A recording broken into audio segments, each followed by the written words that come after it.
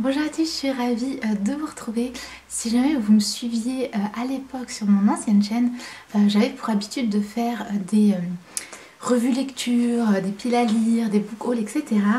Et ça faisait déjà quelques années et puis après j'ai arrêté pour seulement parler de certains types de livres qui étaient plus en accord avec ma chaîne.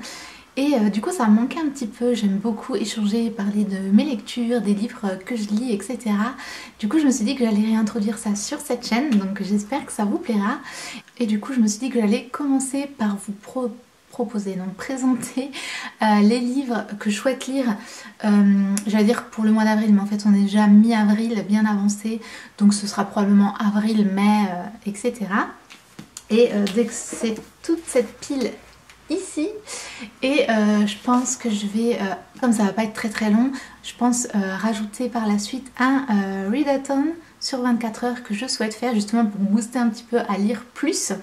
Et je pense que je vais mettre ça à la suite de cette vidéo. Donc en fait c'est très bizarre cette année 2021.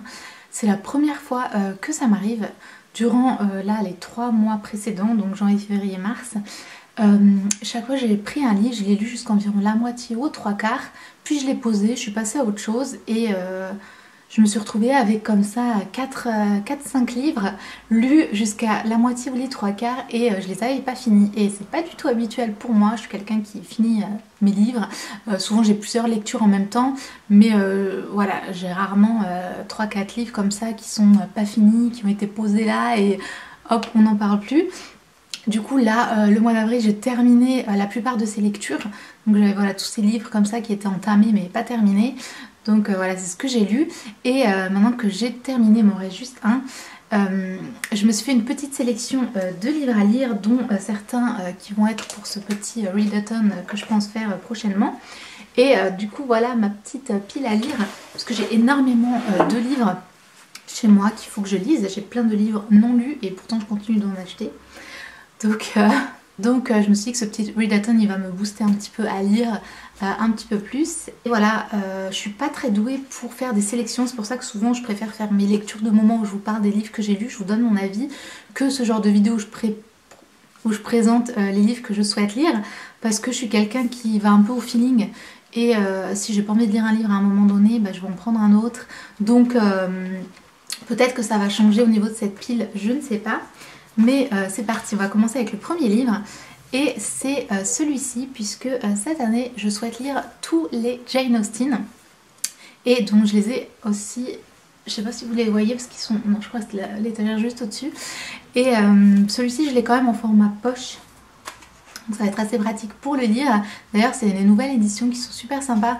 Si vous n'avez pas les nouveaux Cranford, là, les romans éternels là, qui sont très à la mode en ce moment, je les ai, donc moi je lirai la suite des Jane Austen dans cette collection. Mais avant j'avais acheté celui-ci et du coup si vous aimez les Jane Austen, ils ont fait des formats poche comme ça, mais qui sont super mignons. C'est assez rare dans les éditions françaises je trouve. Et de ce que je comprends, l'édition c'est Hauteville, voilà je connaissais pas. Mais voilà, ils sont comme ceci, donc c'est super sympa. Et donc je vais commencer Northanger Abbey, qui fait partie d'un livre que j'ai commencé et pas terminé. Et j'en suis juste ici, j'ai lu jusqu'à 74 pages.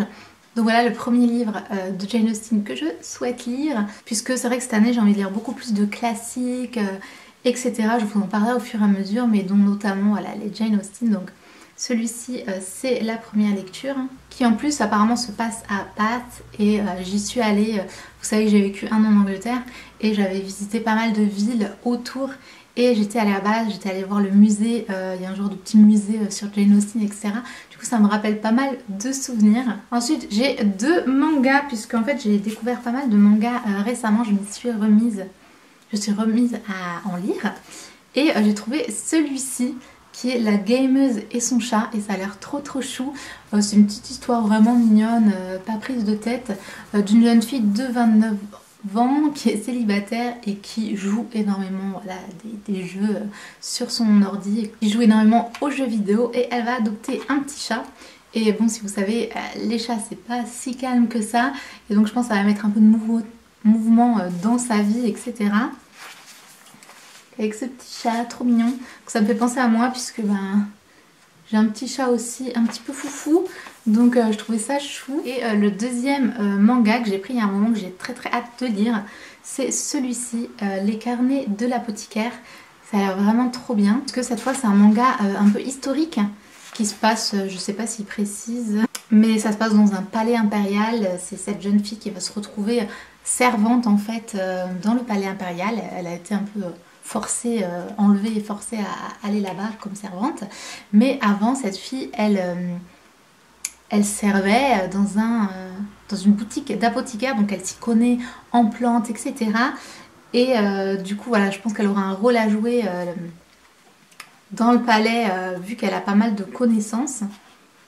Et du coup, voilà, ça a l'air super sympa. Je crois que j'ai jamais lu de roman un petit peu historique comme ça. Et moi, j'aime énormément tout ce qui a trait à l'herboristerie, etc. J'avais fait une formation de naturopathe, etc. Donc j'aime beaucoup. Donc le retrouver dans un format à manga comme ça, je pense que ça peut être vraiment intéressant. Donc voilà, j'ai aussi hâte de le lire. Ensuite, j'ai pris celui-ci. C'est Les gardiens... C'est Gardiens des cités perdues. C'est un livre un peu jeunesse. Et en fait, j'avais lu le livre, le tome 1, il y a vraiment très longtemps, je pense il y a déjà maintenant 2 ans, quelque chose comme ça. Quand je me recherchais à nouveau une série où il y a beaucoup de tomes, j'avais vraiment envie de retrouver une série comme ça pour être à fond dedans, dans l'univers, etc. Et d'avoir plein de tomes à lire. Et du coup, je me suis tournée vers celui-ci parce qu'on le voit un petit peu partout. Et qu'il existait aussi en format poche, donc je trouvais ça bien, c'est pas trop cher si vous voulez acheter plein de tomes. Il va falloir que je me rappelle un petit peu puisque, voilà, comme je disais, le tome 1, ça fait très longtemps que je l'ai lu. Donc en fait on retrouve Sophie, qui est une petite fille comme les autres. Je ne sais plus comment elle se retrouve dans un monde d'elfes, elle apprend qu'elle est une elfe, etc. Donc en gros, si vous voulez, elle découvre voilà, tout un nouveau monde, etc. Et c'était voilà, super sympa, assez léger et vraiment dans le fantastique, etc. C'est assez rigolo. Ça se lit facilement, donc je pensais reprendre un peu la série.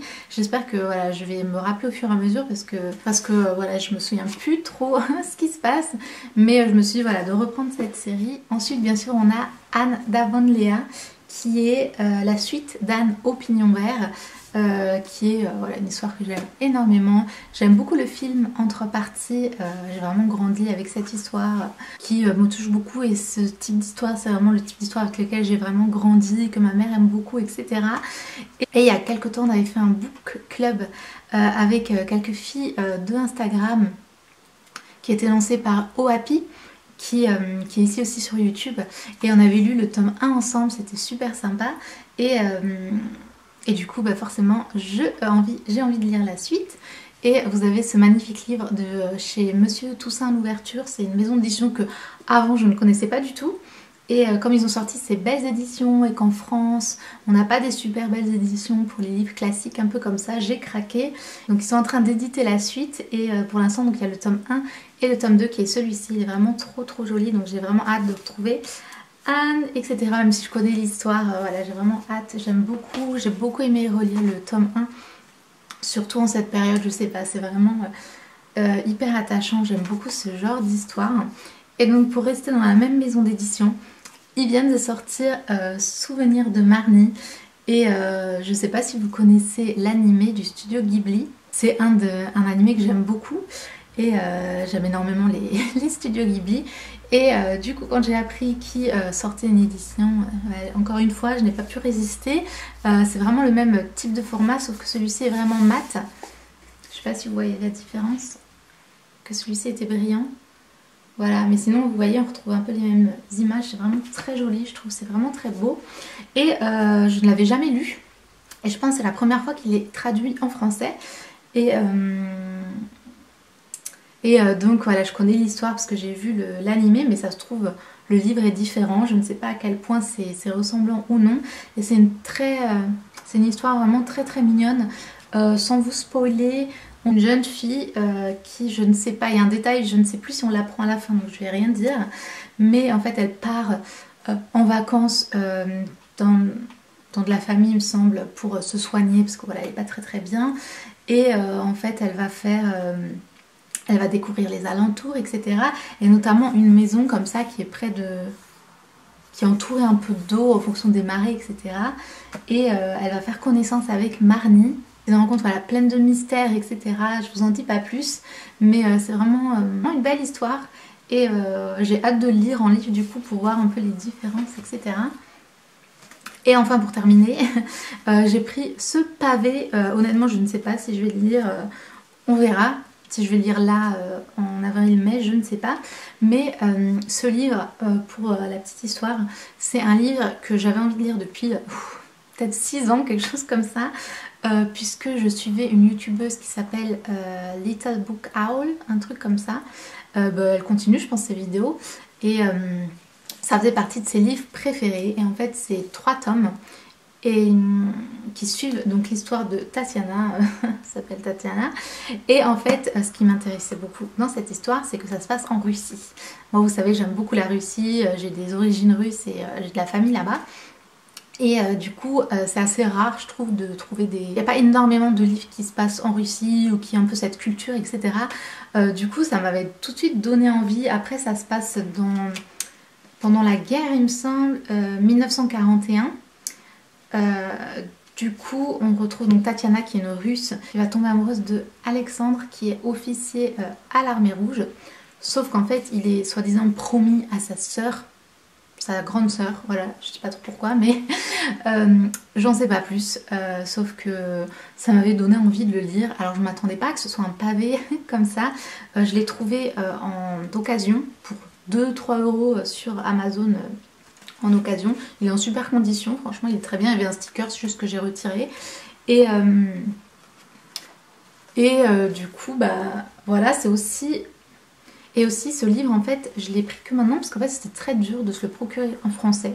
Je sais pas, je n'arrivais pas à me le trouver. Et là quand je l'ai vu pour voilà, quelques euros, je me suis dit allez je vais tenter. Donc voilà, je ferai de toute façon des revues beaucoup plus détaillées quand je les aurai lues. Mais voilà ma petite pile à lire pour les prochains semaines, mois à venir. Et du coup bah, je vais vous laisser avec la suite qui sera mon petit readathon sur certains livres que je vous ai cités ici. À bientôt.